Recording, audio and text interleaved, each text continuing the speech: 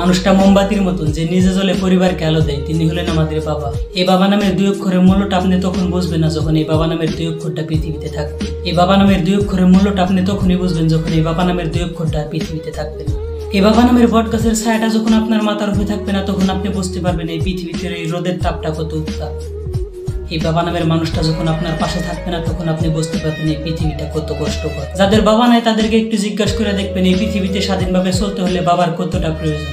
বাবারা ভালোবাসি বলতে জানে না, বাবারা ভালোবাসাটা করে দেখায়। হয়তো কিছু কিছু টাইমে আমরা বাবাদের কাছে অনেক বস্তু হিসেবে বুঝি, বাবারা আমাদেরকে না করে দেয়, তখন আমরা অনেক কষ্ট পাই, বাবা হয়তো বা আমাদেরকে ভালোবাসে না। কিন্তু আপনি বস্তুটা না পেয়ে যতটুকু কষ্ট পেলেন তার থেকে অনেক গুণ কষ্ট পেলে আপনার বাবা আপনাকে যে বস্তুটা দিতে পারলো না। এই পৃথিবীতে সব পুরুষ খারাপ হতে পারে, এই পৃথিবীতে সব জন্মদাতা খারাপ হতে পারে, কিন্তু একটাও খারাপ বাবা নাই।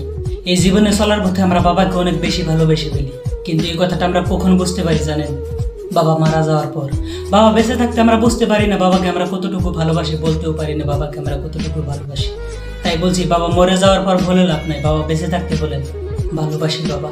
আমাদের মা আমাদেরকে অনেকবারই বলেছে ভালোবাসি বাবা, কিন্তু আমাদের বাবা কখনো বলতে পারে না ভালোবাসি বাবা।